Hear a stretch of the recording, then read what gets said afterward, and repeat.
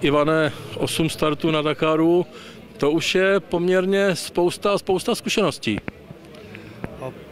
Tak Dakar je hlavne o skúsenostiach a o nejakom normálne povedané nemachrovaní je to veľa o skúsenostiach a o tom, že človek musí s nejakou pokorou jazdiť tí preteky, nie je to žiadny motocross.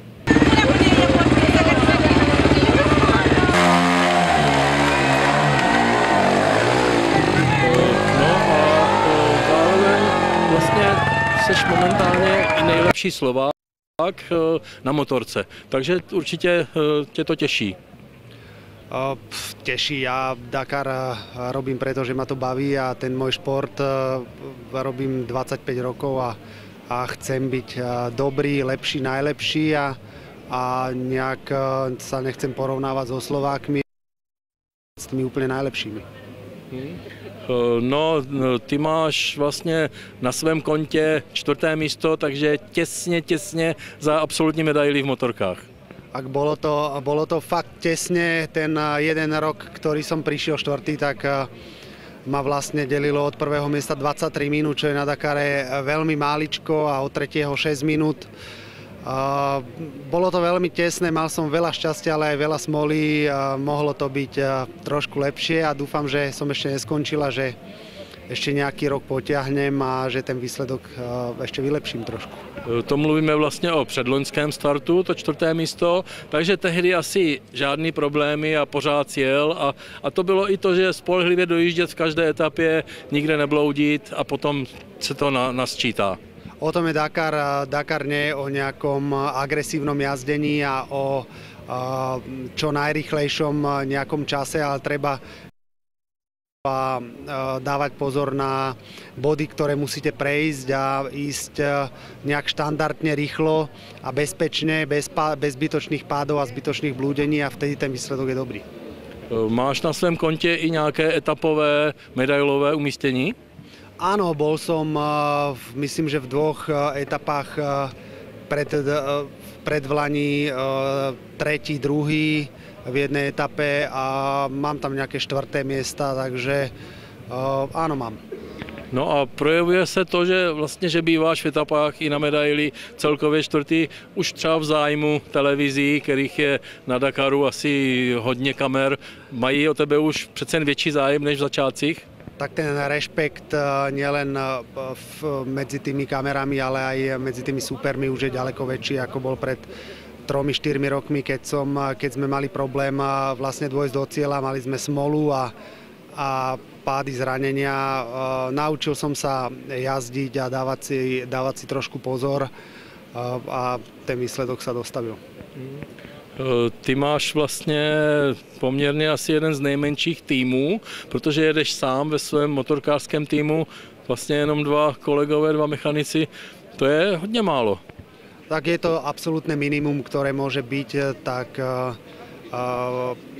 s menej ľuďmi na nejaký výsledok sa nedá ísť väčší. No ale ono i vlastně pro ty mechaniky i takhle malého týmu to musí být velmi náročný, protože ty vstáváš ve 4 a vyrážíš, oni taky vstávají, připraví ti motorku a taky je čeká třeba 700 kilometrů, ale prostě což je taky hodně. Áno, Dakar nie je len o jazdcoch, jasné, že je o zázemí a je to o tom, že musia všetci asi pasovať a vlastne 2 týždne sme na seba naviazaní, každý má svoju úlohu, každý vie, čo má robiť a nesmie tam byť žiadne hádanie, nesmie tam byť nejaké provokácie a podobné veci, všetko musí fungovať a musíme sa po našom povedať ľúbiť a pasovalo všetko tak, jak má, aby nebol žiadny stres. Ty si v podstatě i vyzkoušel být součástí českého týmu KM Racing, který jezdí s kamionama, ale tady asi to spojení motorkář a kamionáci není asi úplně ideální, protože tam jsou strašně velké časové rozdíly v tom, kdy vyráží na trať a podobně. Je to veľmi nešťastné spojenie motorka a kamión, myslím si, že je to zlé, pretože ten motorkár potrebuje, aby sa mu tí ľudia venovali a aby tam boli pre neho a nesmie čakať na nejaký servis a na podobné veci. Jednoducho motorka s kamiónmi je veľmi nešťastné riešenie a motorka by mala mať svoj vlastní servis. Proto jsi to udělal, že jedeš. A co třeba spolupráce s dalším rychlým Slovákem na motorce, s Vítkem? Tak my máme obidvaja úplne odlišný koncept a každý si ideme svojou cestou. Na Dakare sa stretávame, rešpektujeme, porozprávame, ale v sezóne on si ide svoje závody, ja mám svoje záujmy.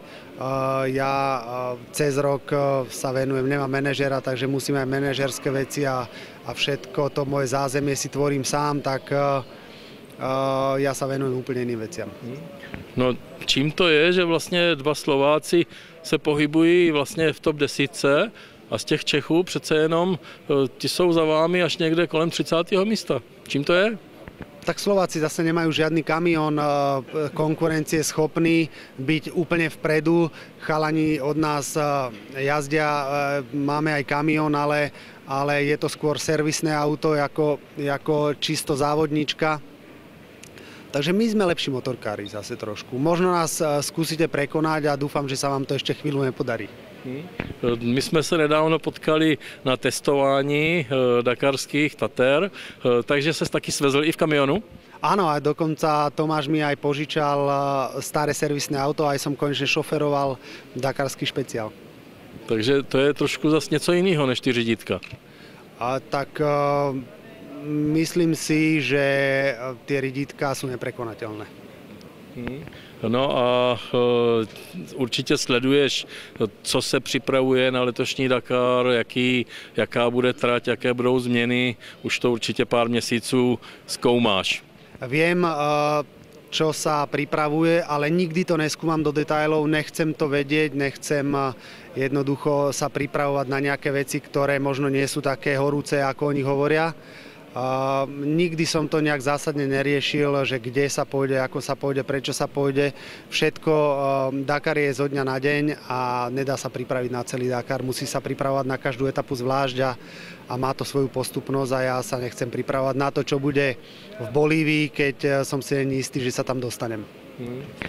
Já celkem nemám rád ty otázky, kolikátý chceš být a tak, ale asi máš nějaký cíl a asi by to teda měl být cíl minimálně obhájit pozici nejlepší svoji, anebo se dostat i na tu bednu.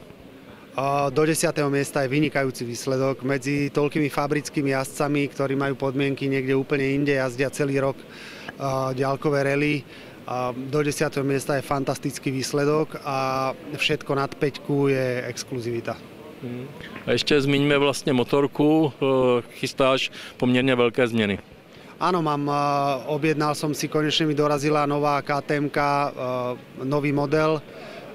Je to úplne iná motorka ako tá stará minuloročná, tak sa veľmi na to teším a dúfam, že to bude lepšie ako predtým. Je už dostatečně otestovaná a už najezdil pár tisíc kilometrů nebo stovek aspoň? No vôbec nie je otestovaná, ja na tej motorke nejazdím nikdy, pretože každý kilometr navyše doma je chýba potom tam. A tá motorka išla na brzde, ten motor išiel na brzde môj. Teraz ho tam dám, vlastne do motora dám nový motor, teda do motorky dám úplne iný nový motor a ten motor je otestovaný, oskúšaný, takže na tej motorke sa bude jazdiť až na Dakare.